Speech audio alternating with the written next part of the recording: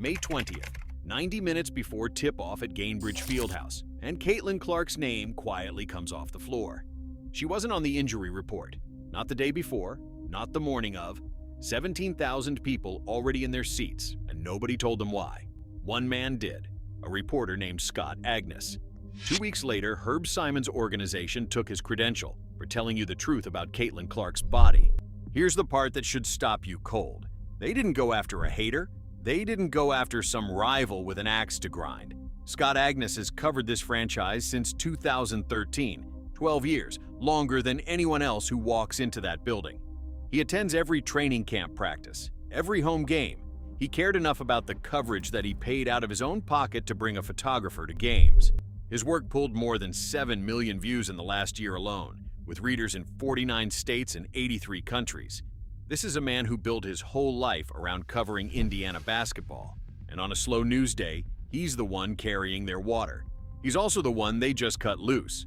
So ask the obvious thing, the thing the comment sections have been screaming all day. Why him? Why now? What does a 12-year insider know that's worth burning him to keep quiet?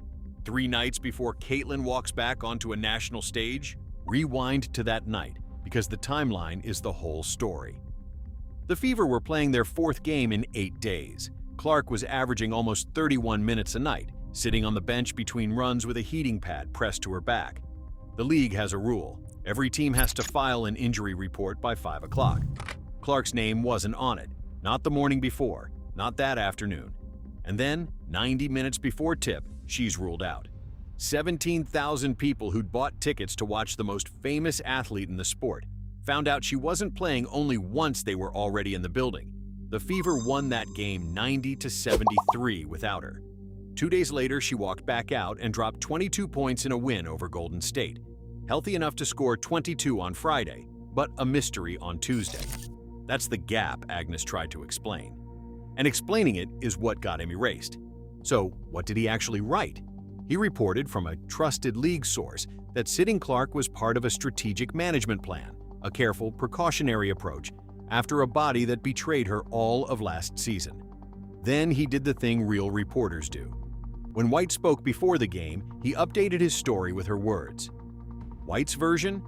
She's healthy. We're not managing anything. This is just a back issue. 2 accounts, side by side in the same piece, which is exactly how honest coverage is supposed to work. And here's the detail that makes the punishment absurd. Clark herself later said she'd had every intention of playing that night until back discomfort the day before. Her own account lines up with the cautious approach Agness described. The team didn't take issue with a lie. They took issue with a phrase, strategic management plan. That pointed a little too clearly at what they didn't want said out loud. And before any of it went public, Fever PR pulled him aside and told him the tweet was false, that it needed to come down. He told them no. He had a source he trusted, and he wasn't about to retract the truth just to make the front office comfortable. This wasn't a one-off, and that's what makes it heavier. Cast your mind back to 2025, 13 games. That's all the Fever's franchise player gave the floor across an entire season. Lost to a quad strain, a groin injury, and a bone bruise in her left ankle. A whole lost summer of fans squinting at vague updates, never quite sure whether their star was hurt or just hidden. Roll into this season and the fog rolls right back in. Monique Billings, out a game with an ankle. Aaliyah Boston, out a game with a lower leg. Little real explanation offered. Clark, out with the back. 3 players, 3 different nights, 3 blurry pictures. The injuries themselves aren't the scandal. Players get hurt. That's basketball. The scandal is how little the people paying to watch are ever allowed to actually know. And here's the receipt nobody else is putting in front of you. The WNBA, the league office itself, warned the Indiana Fever about their injury reporting after that Portland game. Not a fan, not a YouTuber, the league. And the moment that warning landed, the Fever quietly started listing Caitlin Clark as probable on their reports. Read that twice. They changed the behavior the second they got caught doing it. Which means the reporting Scott Agness got punished for wasn't wrong. It was early. The league looked at the same thing he did and called it a problem. He just said it first, and out loud. Think about what the rule actually was. The Fever broke it before Agness ever typed a word. A starter ruled out 90 minutes before tip, after her name never showed up on the 5 o'clock report the league requires. The warning was never about his words. It was about their silence. So look hard at the choice they made. They had a problem the league had flagged. They could have fixed the reporting, or they could have removed the man doing the reporting. They chose the man. That's the tell. National voices caught it instantly.